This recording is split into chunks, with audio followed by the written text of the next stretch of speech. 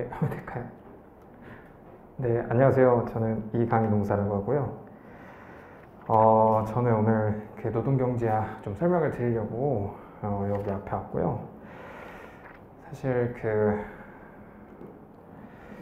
이제 저 뒤에서 보면서 상당히 조마조마했어요. 다 나가시는 거 아닌가 싶어서 조마조마했는데 그래도 몇 분이 계셔서 정말 다행이라고 생각합니다. 우선은 귀중한 시간 내주셔서요 정말 감사드리고, 일단 제가 이제 여기 온 목적은 우선은 이제 노동경제학을 생소하게 느끼시는 분들 또는 이제 선택 과목을 무엇으로 해야 할지 좀 고민하시는 분들에게 좀 도움을 드리고자 왔고요. 그래서 저는 우선 먼저 이 설명회에 오신 분들 또는 이 수업을 들으시는 분들이 이제 동차로 처음에 2차에 진입하신 분들이다 라고 생각을 하고 좀 말씀을 드릴게요. 그래서 그런 분들 중에 두 가지 이제 유형이 있다고 생각하거든요. 첫 번째는 아직 선택 과목을 좀 고민하시는 분들, 그리고 녹용을 해야 되는 건지 말아야 되는지, 사람들이 이거 녹용 어렵다는데 양은 적다는데 뭐 하고 싶긴 하지만 이게 해도 되는 걸까? 라는 그 고민이 있으신 분들이 있을 수 있고, 그 다음에 두 번째로는 이제 녹용 선택을 이미 확정하신 분들이 있으시겠죠. 이제 그런 분들 같은 경우에는 제가 이따가 그 동차반이 어떻게 운영되는지에 대해서 설명을 할 텐데 그것에 집중해서 일단은 들어주시면 될 것 같고요. 우선 첫 번째로 이제 녹용 선택에 고민이신 그 유형분들에 대해서 좀 설명을 드리면요. 우선 이제 녹용 선택을 고민이신 분들 중에서 전공이 경제학을 전공하시다거나 아니면은 이제 수식이나 그래프에 굉장히 익숙해서 뭐 이과 계열 또는 공대 계열로 나오신 분들 또는 이제 그런 분들께는 이제 강력히 추천을 드려요. 왜냐면 이 녹용이라는 게 양이 사실 되게 적거든요. 학교 다니실 때 공부하셨던 것이 좀 그 기억이 두려워서, 그래서 녹용 선택이 좀 꺼려지신다 하더라도 실제 학교에서 배우는 것보다 훨씬 더 양이 적으니까요. 충분히 강력히 추천드린다라고 생각하고요. 이제 두 번째로는 이제 그런 전공이 아니신다 하더라도 본인의 성향을 생각해 봤을 때 좀 논리적으로 그러니까 정확한 답을 도출하는 것을 선호하신다라고 하면은 그런 분들께 당연히 녹용을 추천을 드립니다. 그러면은 이제 이 녹용이라는 것이 논리적으로 답을 도출해내는 그런 답안을 구성해야 하는 과목이라고 하는데, 좀 그 부분에 대해서 제가 실제로 약간 강의 일부를 살짝 이제 하면서 제가 하는 얘기들을 들으시고 이 얘기 들어봤더니 좀 녹용할 만할 것 같아 라는 느낌이 살짝 들으시면요, 그러면은 과감하게 선택해 보셔도 좋을 것 같아요. 왜냐면은 저희가 지금 동차로 2차를 처음 준비하시는 분들이잖아요. 그러니까 사실은 이 2차를 처음으로 동차로 이렇게 붙은 분들은 제가 아직 본 적은 없지만 누군가는 아마 있을 수도 있단 말이에요. 그러니까 불가능하지는 않다라고 생각을 하거든요. 그러면은 그럴 때에 가지고 있는 녹용만이 가지고 있는 그 장점인 그 양이 굉장히 적다라는 것을 그냥 과감하게 베팅하셔도 될 거라고 생각해요. 우리 다들 이제 그 로또 같은 거 사시잖아요. 로또 확률 굉장히 낮은데도 불구하고 나 왠지 될 것 같아 라는 그 마음가짐으로 사는 것처럼 한번 제가 살짝 설명드리는 것을 들으시고 이해가 좀 되신다라고 싶으면은 과감히 선택을 하셔도 좋을 것 같다라고 생각합니다. 그래서 우선은 이 녹용 그 과목 그 범위 중에서 가장 그 기출 문제가 많은 부분이 이제 노동 공급이라는 거예요. 노동 공급 부분이거든요. 이 노동 공급 부분이라는 것의 주된 이제 그 핵심 쟁점은 이거예요. 이 근로자들이 있는데, 이 근로자들이 본인들의 노동을 공급을 얼마 할 거냐, 그러니까 근로 시간을 얼마나 결정할 것이냐가 주요 쟁점이 되는 거거든요. 그러면은 이 논의로부터 이제 시작이 되는 거예요. 이 논의로부터 시작이 돼서 결론은 노동경제학은 결론 답이 있는 거니까 결론은 몇몇 시간이다가 되겠죠. 그러면은 결국엔 여기서부터 여기까지 도출하는 이 과정들을 배우시는 거거든요. 그런데 이제 저희가 이 노동경제학이 좀 딱딱하지만 좀 쉽게 풀어서 생각을 해보면은 약간 원론적인 것부터 생각을 해보는 거예요. 근로자는 사람이잖아요, 사람인데 그러면은 우리가 사람이 근로시간을 어떻게 선택하는 데 있어서 기초적으로 우리가 뭘 생각해야 되느냐, 왜 이걸 분석해야 되느냐를 먼저 생각해 보면 사람이라는 것은 본인들의 만족을 더 높이기 위해서 또는 본인이 행복하기 위해서 어떠한 결정들, 순간들을 선택을 한단 말이에요. 그러면은 우리는 그 생각으로부터 전제가 되는 거죠. 사람들은 어떠한 만족 또는 어떠한 행복을 누리기 위해서, 그리고 그것을 최대한으로 누리기 위해서 행동하겠구나 부터 시작이 되는 거겠죠. 그것을 우리는 효용이라고 하는데요. 효용이라고 하는데 이 효용을 최대치로 하고자 한다라는 것으로부터 전제를 하는 거예요. 근데 우리 인간은 저도 돈을 많이 벌고 싶어서 죄송합니다. 이 효용에 대해서 조금만 더 말씀드릴게요. 그럼 이 효용은 어디서부터 나오냐의 논의로 전제가 되는 다음으로 진행이 되는 거거든요. 그러면 효용은 굉장히 여러 가지가 있겠죠. 제가 좋은 사람을 만나서 행복하게 사는 것도 저의 효용, 만족감을 높일 수 있는 거고, 제가 맛있는 것을 먹는 것, 또는 되게 좋은 해외여행을 간다라는 거, 이런 것들 여러 가지가 있겠죠. 근데 그것을 굉장히 논의를 단순화해서 몇 가지로 한번 추격해보자는 거예요. 그래서 먼저 첫 번째로는 돈이죠, 돈. 본인의 소득, 나의 소득이 높아지면은 효용이 높아질 거야 라고 전제를 하는 거고, 두 번째는 돈이 있으면 뭐 해야 돼요? 돈을 써야 되잖아요. 돈 쓰면서 놀아야죠. 그러니까 나의 여가가 높아지면 나의 효용은 높아져, 또는 사람의 효용은 높아져 라는 이 기본 전제로부터 시작이 되는 겁니다. 근데 이런 효용을 우리가 마음껏 누리고 싶죠. 저도 이렇게 축구 같은 거 좋아하는데 이렇게 내일 당장 축구 경기가 있다고 해서 영국으로 날아가고 그러고 싶은데 그러지 못하잖아요. 그러지 못해, 돈도 없고, 그리고 일도 하고. 근데 그렇게 할 수 있는 방법이 있어요. 뭐냐면요, 하루에 제가 한 100시간씩 일하는 거예요. 하루에 100시간씩 일한다라는 이 말 자체가 모순이죠. 왜냐하면 우리는 100시간을 쓸 수가 없잖아요, 하루에. 세상 모든 사람들이 가지고 있는 하루 시간이 24시간이잖아요. 그러면 그 24시간에 의해서 제약받을 수밖에 없어요. 그럼 24시간 안에서의 제약을 받는데 또 하나 제약을 받죠. 뭐냐면 저한테 24시간 동안 일한다 하더라도 시간당 저한테 1억씩 준다라고 하면은 할 수 있겠죠. 근데 어느 누구도 저한테 시간당 1억을 주지 않을 거란 말이에요. 그러니까 그런 여러 가지 제약 사항들이 있어요.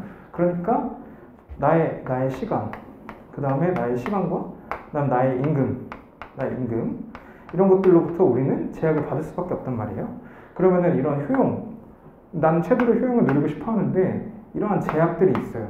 그러면은 우리는 굉장히 합리적인 사람이잖아요. 합리적인 사람이기 때문에 내가 효용을 최대로 누리고 싶은데 대신 이 제약 안에서 최대로 누리면 되겠네?가 되겠죠. 그러면 이 두 가지, 이 제약과 최대 효용을 두 가지를 가지고 한번 생각해보자가 되는 거거든요. 근데 얘를 이게 우리가 노무사를 뽑는 거잖아요. 그래서 이 노무사한테 이런 거 물어본 거예요. 이거 이렇게 해가지고 근로시간 몇 시간인지 한번 해주세요 라고 했더니 이거 대충 이렇게 느낌상 이럴 것 같아요 라고 말할 수 없는 거잖아요. 그러니까 이것을 우리가 전 세계의 모든 사람들이 다 납득할 수 있는 도구죠. 그러니까 수학적 도구를 이용하는 거예요. 그러니까 1 더하기 1은 2라는 것은 여기서나 유럽에서나 미국에서나 어디서나 다 통용되는 얘기잖아요. 그러니까 그런 수학이라는 것, 그리고 어떠한 논리적인 관계를 수학적으로 규정 짓는 것을 우리는 함수라고 하는데 그 함수를 이용을 하는 겁니다. 그럼 함수인데 이것은 사람의 생각이잖아요. 사람의 생각이기 때문에 그 생각을 우리가 로봇이 아니기 때문에 관찰을 해야 된단 말이에요. 그래서 여러 가지로 그 사람들을, 그러니까 한 사람을 관찰할 수도 있는 거고 굉장히 많은 사람들을 집단적으로 관찰할 수 있겠지만 그런 관찰이나 경험을 바탕으로 해서 대략적으로 예를 들어서 이런 사람이 있다고 해볼게요. 이 사람은 효용을 소득과 여가로부터 얻는데 뭐냐면 소득이랑 그 사람의 얻는 소득이랑 여가를 곱한 것만큼 효용을 누린다 라고 우리가 관찰해봤더니 이런 관계가 있었다. 수학적으로, 수식적으로 이런 관계가 있었다라고 도출해낸 거예요. 그러면은 이러한 효용 관계에 따라서 소득이 여가가 높아지면 높아질수록 두 개를 곱한 것만큼 효용도 증가하는 형태로 그려지겠죠. 근데 이런 관계는 이렇게도 생각해 볼 수 있을 거예요. 만약에 소득이 10이에요. 10이라는 숫자라고 해볼게요. 아니면은 10만 원이라고 해볼게요. 그리고 여가를 1시간을 누리는 사람이에요. 그럼 얘랑 곱하면 10이잖아요. 근데 이번에는 소득이 5래요. 소득이 5만 원인데 여가를 2시간 늘렸대요. 소득은 준 대신 여가를 늘린 거죠. 그럼 얘도 곱하면 뭐예요? 10이죠.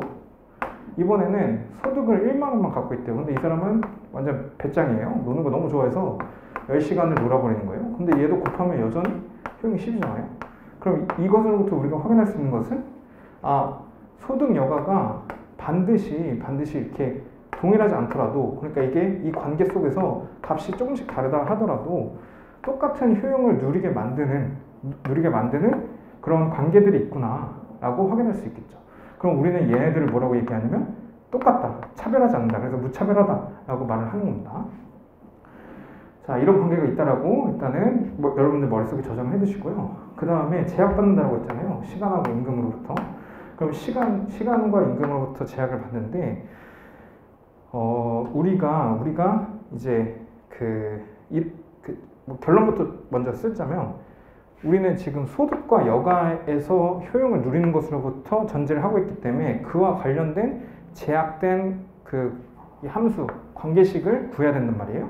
그러면은 소득을 위주로 해볼게요. 소득. 그러니까 이 사람의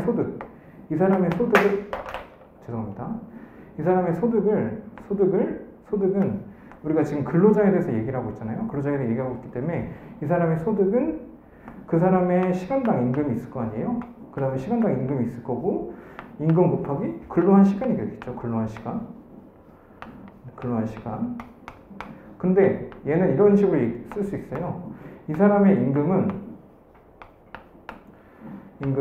이 근로시간이라는 것은 내가 이것도 좀 가정이 필요한데, 그러니까 전제가 필요한데, 내가 하루 24시간 동안 근로를 하거나 놀거나 둘 중 하나만 있다라고 가정을 하는 거예요. 전제를 하는 거예요. 그러면은 근로시간이라는 것은 내가 총 쓸 수 있는 시간, 총 시간에서 근로시간을 제외한 게 된 거거든요. 그럼 얘를 수식적으로 쓰면 좀 깔끔하게 쓸게요. 그럼 얘를 좀 문자로 쓸게요. 문자로 쓰면 이 소득이라는 애는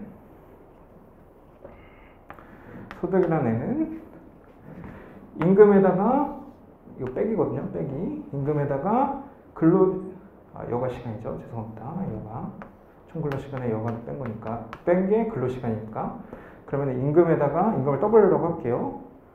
임금에다가 마이너스 여가를 곱한, 그러니까 마이너스 W, 여가를 L이라고 볼게요. L, 그다음 얘를 T, 그다음 얘를 W, 그다음 얘를 C라고 볼게요. 그러면은 자, 이해 안 되셔도 그냥 괜찮으세요.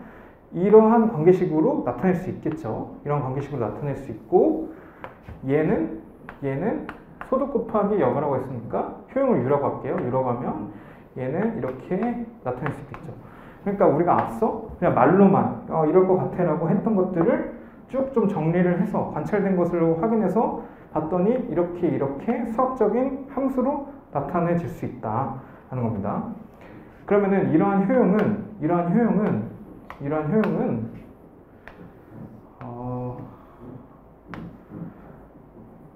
여기를 소득이라고 하고 여기를 여가라고 했을 때 이 두 개의 평면에 그래프로 나타내서 눈으로 한번 확인해 보자로 넘어가게 되는 거거든요.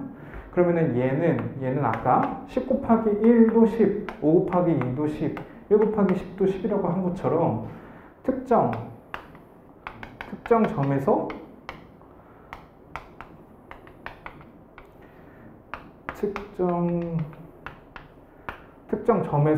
똑같은 효용을 누린다고 했잖아요. 그럼 이 점들이 무수히 많을 거란 말이에요. 그럼 그 점들을 이은 이런 것들을 우리는 무차별 곡선이다 라고 하고요. 그 다음에 이 지금 제약받는 것, 우리가 지금 제약받는다라는 이 식, 우리는 이 식을 우리는 예산 제약식이라고 하는데 그 식을 그래프에다가 그려놓으면 이렇게 직선의 형태로 그려지게 됩니다. 그러면은 우리가 지금 얘랑 얘를 저기서부터 도출해냈고 이 함수를 그래프에다가 표현을 했잖아요. 그래프에다 표현했는데 예산 제약이라는 것은 내가 바꿀 수 없어요. 나한테 주는 임금, 나한테 정해진 시간들은 바뀔 수 없기 때문에 얘는 고정됐단 말이에요.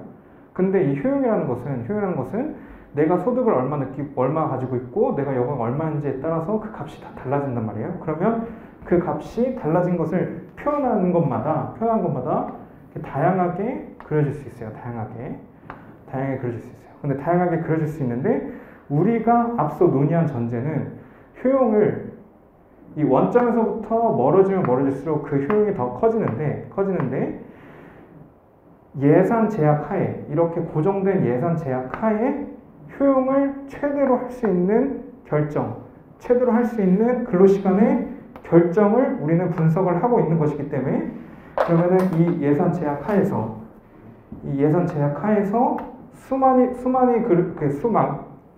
굉장히 많이 그려진 이 효용 곡선 무차별 곡선 중에서 예산 제약선과 이 만나는 요 점에서 근로자는 효용을 극대화하고 그때 누리게 되는 여가시간 또는 얘를 근로시간이라도 볼 수 있겠죠. 근로시간을 우리는 찾아낼 수 있다라는 겁니다. 그러면은 최초 논의를 넘어서 그럼 근로자는 어떠한 근로시간을 선택할 것인가의 논의에서 몇 가지 가정과 전제 그리고 그것을 수식을 그래프로 그려서 눈으로 확인해서 결과값을 찾아내는 이 작업, 이런 논리적인 작업들이 수험을 노동경제학을 선택을 하는 데 있어서 내가 이렇게 논리적으로 논리적으로 판단하는 것에 좀 더 익숙하고 또는 이렇게 구체적인 답을 찾아내는 것이 내 성향에 좀 더 맞아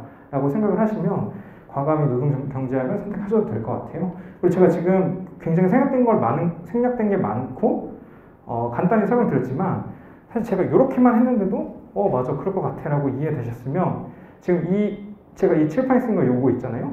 이 원리 또는 이 내용이 노동경제학이 전체 시험 범위에서 가지고 있는 비율 중에서 저는 25%는 된다고 생각해요.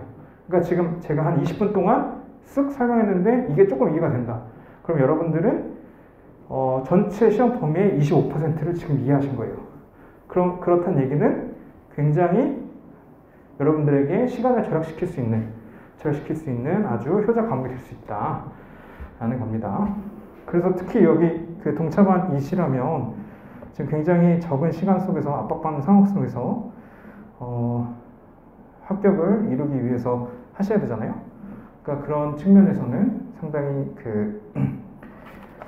좋은 결정이 될 수 있다라는 겁니다. 제가 좀 긴장이 돼서 이렇게 큰 강의실에서 처음 해봐가지고요. 조금 긴장이 돼서 말이 좀 느려지거나 좀 어색했다 하더라도 양해를 부탁드릴게요. 그러면 이제 동차반 강의 소개를 잠깐 보시면 그 두 번째 페이지에 동차반 강의 소개에서 저는 이런 식으로 할 거예요. 여러분들이 시험장에 가서 뭐라도 쓸 수 있게 하고 싶다라는 것을 목적으로 하고 있거든요. 운이 엄청 대운이 작용하면은 합격할 수 있게. 그래서 저희가 총 8회인데 1회에서 4회는 일단 중요 개념을 숙지를 할 거예요. 중요 개념이라는 것은 정말로 중요한 것. 이렇게 핵심적인 내용만 가지고 1회부터 4회까지 처음부터 끝까지 다 쭉 볼 거고요. 근데 이때는 상세하게 설명하되 대신 제가 가르쳐 드린 것은 핵심 위주니까 양은 굉장히 적겠죠. 근데 그러면은 불안하니 이제 5회부터 8회까지 약간 2회독 개념으로, 그러니까 어떻게 보면 동차반이지만 동차반의 GS1기와 GS2기 뭐 이렇게 2회독이라고 생각하시면 되겠죠. 그래서 5에서 8회는 위에 거 핵심적인 것에 살을 좀 더 붙이면서도 여러분들이 답안 작성, 그래도 한 50점짜리로 답안 작성을 해보시면서 시험장에서 아무것도 못 쓰는 것보단 좀 쓸 수 있도록 좀 연습을 해드리는 커리큘럼으로 이제 좀 짰고요. 좀 그래서 되게 빡빡할 거예요. 재미도 없을 거고, 뭐 농담도 안 하고, 물론 이제 필드에서 지금 주로 논의되고 있는 중요한 개념이나, 그리고 최근에 이게 이제 대통령님께서 바뀌시면서 여러 가지 노동과 관련돼서 개혁을 하려고 하는 것들이 노동경쟁에서 어떻게 접목될 수 있는지 그런 부분은 좀 설명을 드리겠지만, 굉장히 딱딱하고 지루한 수업이 될 수도 있다라는 점이고요. 그다음 강의 진행은 개념학습, 뭐 기출문제 풀이 뭐 이런 식으로 되어 있으니까요. 한번 보시면 좋을 것 같고, 이 특강에 보면 이제 특강 3번에 특강 3번에 노동경제학 교수적 1회독 이게 있는데요. 이게 거의 이제 GS 연기 분량의 강의예요. 그래서 제가 지금 설명드린 것이 좀 부족하다. 야, 이 내용 너무 부족해서 난 아직 녹용을 선택하는 데 있어서 좀 어려움이 있다라고 생각이 드시면, 그러면 이 특강 3을 뭐 처음부터 끝까지 들어보셔도 좋겠지만, 한 3강 정도, 한 3강 내지 4강 정도 들어보시고, 저 앞에 있는 사람이 하는 얘기가 조금 이해가 된다라고 하시면 좀 과감히 선택하셔도 좋을 것 같다라고 일단 말씀드리고요.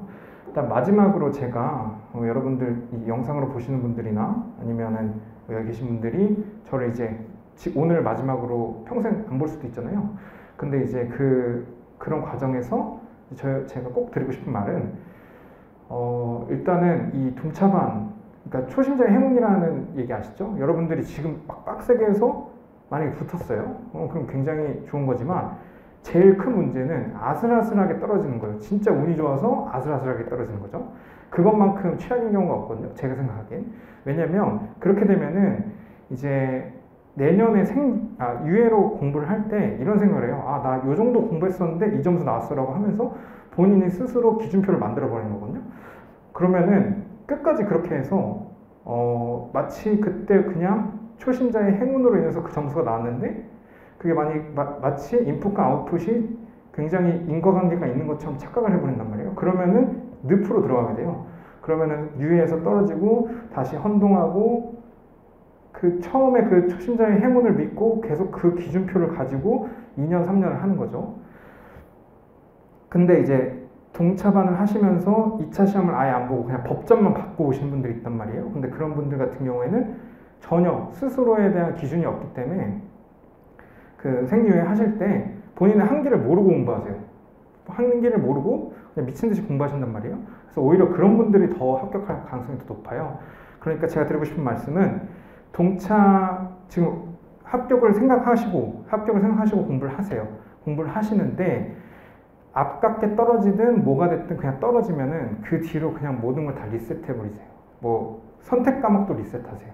선택 과목도 리셋하고 강사도 리셋하고 이제 저도 포함이죠. 그러니까 강사도 리셋하고 모든 개념들도 다 그냥 비워버리시고 새로 하세요. 새로 하는데 그냥 마치 그런 거죠. 그냥 내가 두 번 태어났다 라고 생각하시고, 과거의 그 역들은 맞아 그랬었어 라고 하고 넘어가시고 완전히 새롭게 하시는 것이 정말로 늪에 빠지지 않는 그런 길이니까요. 그렇게 좀 부탁드리겠습니다. 저는 오늘 여기서 마무리하도록 하겠습니다. 감사합니다.